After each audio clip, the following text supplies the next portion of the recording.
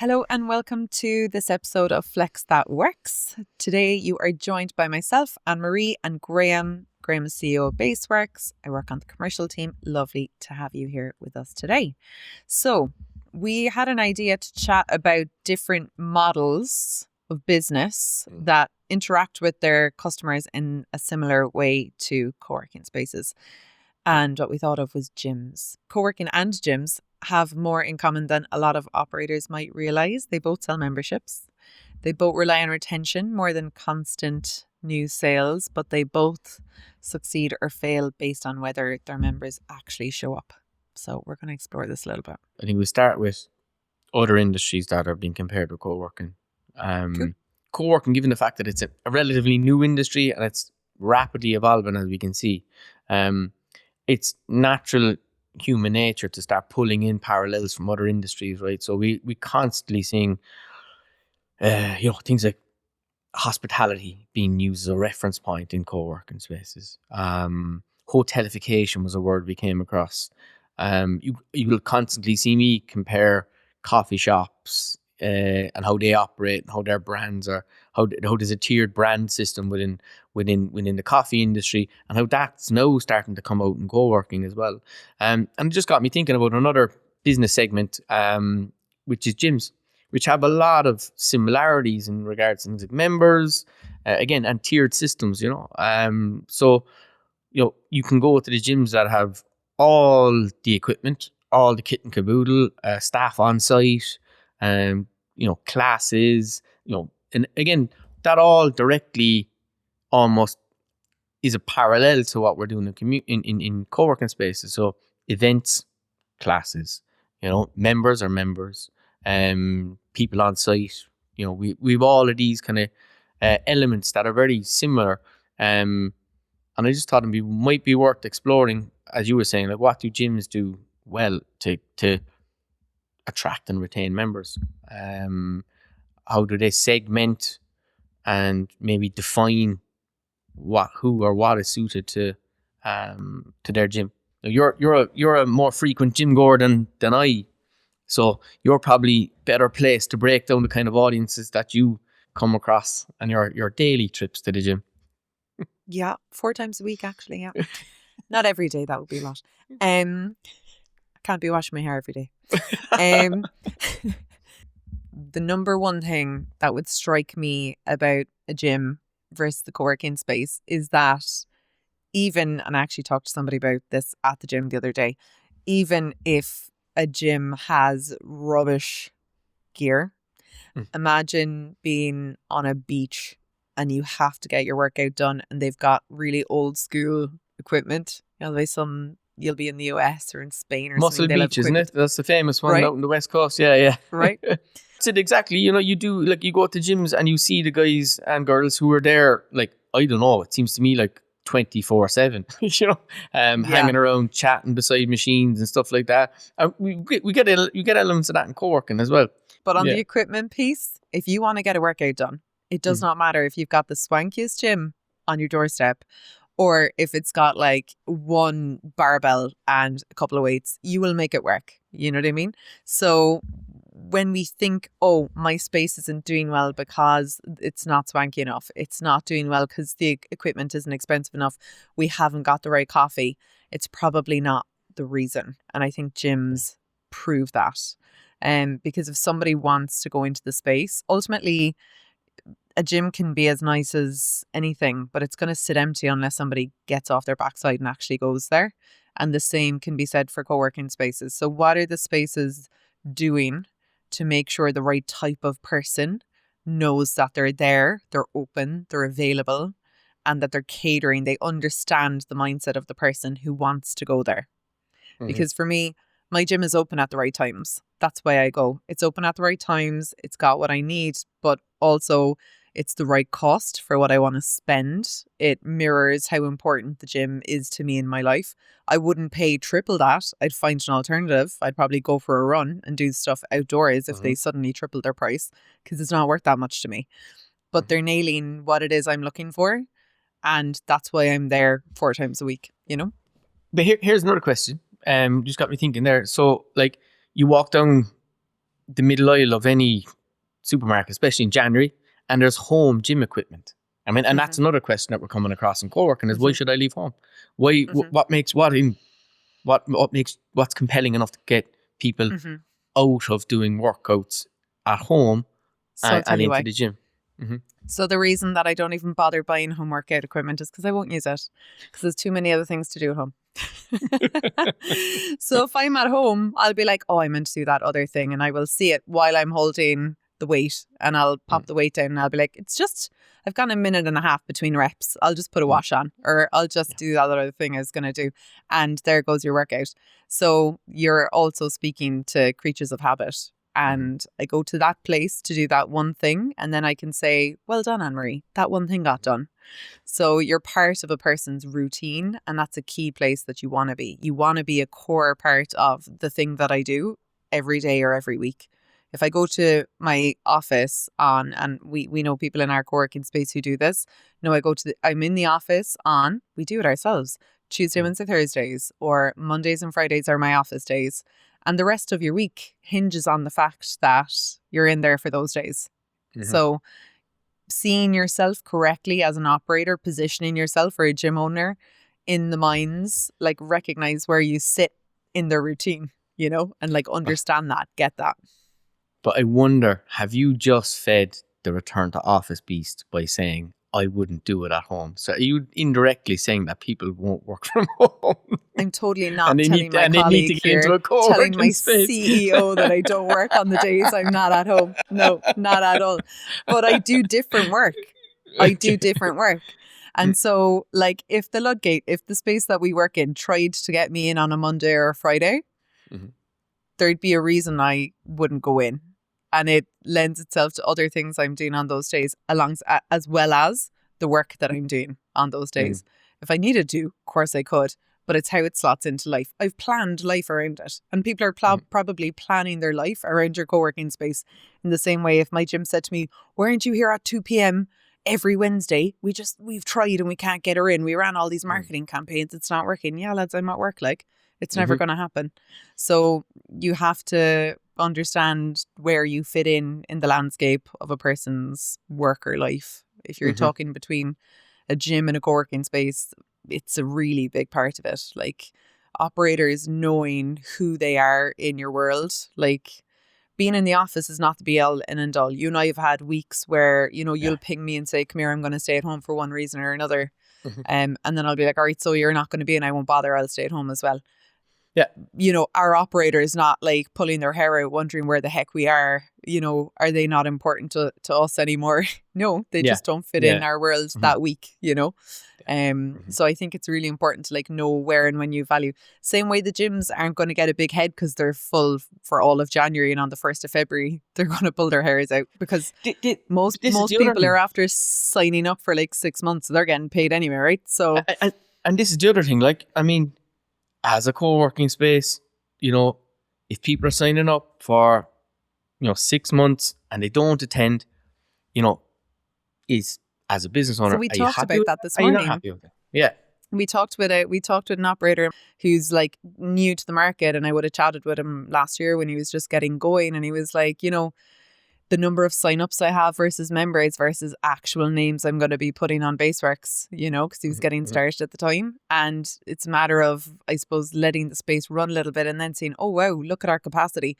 You cannot get on a machine in my gym between 4 and 6 because it's the one place that kids can go in the town without getting kicked out. There's no cafe open after 4 o'clock. So I don't bother going between 4 and 6. And I actually don't mind it because, you know what, I think that age group don't have much available to them. And if they want to be into their health and fitness, it's a really healthy thing for them to be into versus all the stuff they could be into. So if they're in there and it's a bit of a clubhouse for them, they're having a bit of crack, that's fine. That wouldn't work in every gym. It just happens to work in our locality. But, to the point that you're raising, I know the space and I know how it runs. That doesn't impact me. I like to be in there at 7 a.m, so it doesn't bother me whatsoever. But the space has been used by different people at different times. The gym owner is there through all of those use cases, through all of those audiences coming through the door, and they're getting paid no matter what. And they know, going back to the earlier point about like what the gym is for Anne-Marie versus what the gym is for those kids, it's serving a totally different purpose. They're actually different audience members making use of the same space, if you think about it. So is it about letting the space breathe and do its own thing? Or do you have to be constantly in there engineering the space, the rules, the access, when people can come, when they can't go? Is it all about engineering, or is it about letting the space breathe? It's a blend. Because like if you can't let the lads in and they'll absolutely run riot as well, you know, like you have to curtail things a little bit. These are your standards, your brand standards, your culture. This is, if you want to translate it to co-working, this is where some people love to keep their bucket tour because they know that their culture is something kind of delicate and they want to walk somebody around and make sure that they're going to be a good fit. It works in the same way. And I think, you know, we can only engineer so much. There's an awful lot that evolves. And if you wanted to be woo-woo about it, maybe it's going to be better than you could plan yourself. You know, oftentimes, you know, there's a great group of people here in our space at the moment. And I was reflecting one day on the fact that like 4 of them joined within 2 weeks of each other. And there's just been great crack off the back of the group that's come together. I don't think the operator planned that. I think it was pure coincidence that they came in. But I do think the operator had a strong hand in the environment being there for them, that they found it, came in, felt they could get launched. The place was friendly enough that they got on with everyone straight away, felt comfortable enough to be themselves, and by turn have added to the culture. So like you're setting the groundwork. I think there's a lot to be said for build it and they will come. I know if you talk about business models, not everybody agrees with it because of course you need to test the market. Every business is a bit of a wing and a prayer, hope and a prayer, whatever that phrase is. I always get phrases wrong. So like there's always an element of that, you know. And I think in terms of events, I think this is a great one to bring up though, Graham, because you can have, if there was stuff going on in my gym all the time, you'd be allergic. There, as it happens, very little goes on in my gym. They do run classes. They don't apply to me. I still use the gym. So take note of that. But in terms of, I know there's my friends that are in gyms closer to the city and stuff. They've got run club. They've got like a coffee culture. There's some of them have a barista on site. There's loads of different kind of aspects. Personally, again, probably comes down to knowing your audience. For me, too much, I just lose track of what's on. I wouldn't even be staying up to date with what's on. Whereas if it's enough, then I'm like, oh geez, like stuff doesn't happen that often. I'll make an effort to go to that, you know? Yeah. No, you're loads of good stuff in that there now. I think I'm going to wind back a small bit to the piece about first day at school. That intimidating. I think co-working spaces and gyms have that first, what am I getting? That the kind of first day at the gym is intimidating. That first day at a co-working space can be intimidating. And I think it's very important for the operators of both, obviously, to make that, I don't want to say transition, but that introduction to the space comfortable for everybody so that you do get in and get to know it. And I think, and the people there, I think the other piece then moving on, that like around events versus classes and all of that kind of stuff. I think that comes back to something we've spoken about consistently, which is about community and allowing people to take from the space what they want from the space. Sounds to me, you just want to get in, get your work done, and get out and get on with your day. Whereas your friends in and around the city, they're making it a part of their whole social lifestyle piece to that. So I think, again, and that's why I wanted to talk about gyms today, because there seems to be a lot of overlap with that. And I think it's all about giving people the opportunity to, I suppose, take what they want from the space, instead of, as you were saying, ringing people up saying, why aren't you here at the workshop, or why aren't you here at the class? Absolutely. Can I go back to the first day of school piece for a second, because that could be really useful. Only this week, right? We're at the start of the year, just to timestamp the episode. We're at the start of the year, and I started a new program, and I'm using an app for the program, right? I would have been very au fait in gyms a couple of years ago. Then I got way more into triathlon, so I was exercising a lot more outdoors. And when I was using a gym, it was based on kind of strength and conditioning, calisthenic stuff. Wasn't using that many machines, so I wasn't that bothered, right? And also, when you're in a space with machines, you actually don't need to know that much about weight setup and things, because the machine's doing the work for you, okay? This gym wouldn't have as much of that, so I need a little bit more OG knowledge to get a setup correct. Now that my need from the same space has changed, okay, and we've talked in other episodes about, like, being committed to your co-working space because it's local and stuff, and your work Yeah. might actually change, but what you might need out of the place might change. I ended up asking the person running the gym yesterday morning if she could give me a hand on some particular setups for exercises that I hadn't done. I've done them before, but not in ages. And there's a few new machines in the place. And basically, I needed education at that point. I would be open to the idea if I was running a place that people don't want to be walked around like the kid who's new on the first day. They just want to go in, sit down. They'll figure out 80% of it themselves. And they might be in 6 weeks and they'll come to you for the 20% they haven't figured out yet. So rather than being marched around the place, I'd be absolutely mortified if I was brought into the gym for like a full tour at high peak time, you know. So sometimes you just want to go in, figure it out. I've been doing programs for a couple of weeks with everything I did know. And then when the time came, it was about the support being there in the right place when I needed it. And I asked the question at that point. All the information I needed, of course, was available, but it's not being shoved down your throat, like, you know. That's really interesting you said that, because I've always been a big advocate of exactly what you said. When someone comes to the space, show them around, introduce them to people, make the connections, and then when you, as you say that out loud about the gym, like, yeah, maybe it's like I'd like to be brought around and introduced to people in the gym. No, I don't want to be shown how to use equipment because, like, you know, nobody wants, you know. Maybe it's, and as you said, maybe somebody to be walked around the co-working space and introduced to people. There could be that embarrassed. They might not be, you know. What I'd open. say is this: the purpose of showing you around is that you get to know people. But the way our bodies work, you're not getting to know them because you're in a brand new environment and you're not retaining the information. How many times have you done it? And after the fact, somebody said, "Sorry, what was your name?" I didn't take it in. So I'm like, just show them to their desk. Let them work for an hour or two. They're going to say hi to the person beside them. That person's going to say, "Did you meet X?" You know, I mean, you've shown them where the bathroom and the fire escape is. They know everything they need to know, you know. Of course, if somebody says, "Would you like a tour?" and they say, "Yeah, I'd love a tour." Great, drive on, give them the tour.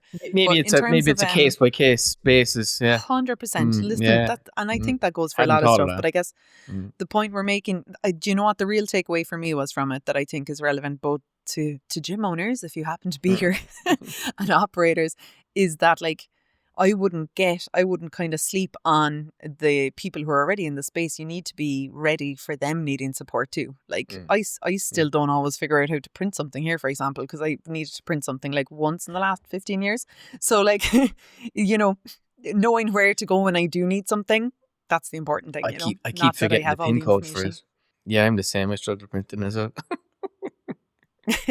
So you have a purpose, even if you don't have loads of new people coming in the door. It doesn't mean that your existing members don't need support, but you know. I think one thing I find really effective and not embarrassing is when you come into a space initially and there's a Slack channel or a WhatsApp channel, someone just fires in, the hub manager takes 5 lines. "This is Anne-Marie. She works with this company. John likes reading books and taking long walks on the beach," or whatever that may be. Say hello to her, introduce yourself. You know, I always find that very effective and give people the opportunity Our photo wall is cool. There's a photo wall, so when you're making a coffee, they literally just have a headshot of all the full-time members. Simple, very simple. And then I've heard people say, "Is that you?" because the photo's out of date. But you know, it gives people a sense as well as to the type of business. Like, this stuff isn't rocket science, I suppose, you know. Also, there's great softwares out there where you have full member profiles that can share, and just to say. Absolutely, there are. Yeah. So, Anne-Marie, have we done a good enough job? You can sell your service. Exactly. Anne-Marie, have we done a good enough job at kind of looking at gyms and the parallels between co-working? Have we missed anything there, do you think? I think one thing that could be useful is membership plans, like how you let people interact, because you can do bundles, you can do class passes, you can have, you can be a rolling membership. I have pals who just sign up to the gym month on, month off based on their training plans. And then I know people who just join for 12 months because they want to be committed. So I guess giving people the flexibility for how they want to interact. And of course, there's pay for play then for people like myself who Correct. Go once every 4 may years. take a notion every now and again. On a full moon when the latitude is, and it's not raining. Yeah, no, can't be raining. And the breeze needs to be southwesterly. Exactly. Yeah. Yeah. So yeah, you're just catering, I suppose, to what it is that people need out of the space. And I think, as always, like with any brand, know what you are and don't be what you're not. And I think as well, every place thrives by thinking ahead a little bit as well about what audience is coming next. And I mean, yeah, as you say it there, I'm thinking of the gyms that there was one particular in Galway just opened up beside the TK Maxx, and you would literally see people going in and out, scanning in, scanning out. 24/7 is a part of their brand name, so it's kind of self-descriptive. It's in, get the work done. I don't think there's any community. I don't think there's any WhatsApp group. I don't think there's any classes. You can go in there 24/7. And we can see more and more of that happening with co-working now as well. 100%. And look, you'll always have the polarity. You'll always have you'll also have a full service brand where you're paying through the nose and somebody's there with a hot towel. And then you'll have, your buzz in, buzz out 24/7, never see a human. The same goes like for a co-working space. I think in every business, we're all like, have we had an episode yet where we didn't say, no, you remember, here. Yeah. No, so remember, know your business, and be unforgiving. Like, don't be apologetic about what you're trying to do. Correct. And I think as well, like, don't, I suppose, I just heard myself say, don't. In terms of, we talk a lot about community and culture and how that's really what's bringing places together. They are businesses at the end of the day. It's a business. And you're not the first person to ever start and run a business. So you don't need to reinvent the wheel. And I think that's what you were getting at when you thought about the gym model for a discussion today anyway. So, if you're struggling in business, you can chat to other people in business, not necessarily just in co-working, Yeah, and listen, that's one of the great advantages of being in a co-working space, just to kind of take a segue from that. I mean, the amount of chats we'd have around coffee, the coffee machine with people in other industries is great and wonderful, and it's always a nice, I suppose, nice point to make. It's one of the strongest things about it. Yeah, absolutely. It's one of the biggest benefits for sure. Yeah. Anne-Marie, that was great. Really enjoyed that chat. We should probably think about other industries and come back around the table on it. I've a thought about hotels versus hostels and how that could be the great divide between co-working and flex spaces. Maybe we'll come back to that in our stages. That could be really interesting as well, because it's so much more mature than what we're seeing happening at the moment between co-working and CRE and the whole landlord model. So that's kind of my whole thinking is flex work is hotels. Where you have your room, you go in, there's a receptionist.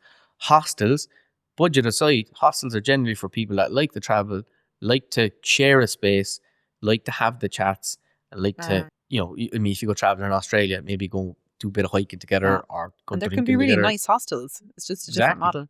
Exactly. Anyway, are we doing the episode now, or? We'll come back to it.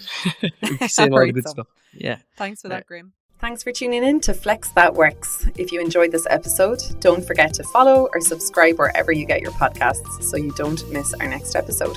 Connect with us on LinkedIn, watch the full episode on YouTube, and you can explore free tools and resources over at baseworks.co. This is Flex That Worx, powered by Baseworks, here to help you scale your workspace, making it simpler and less stressful.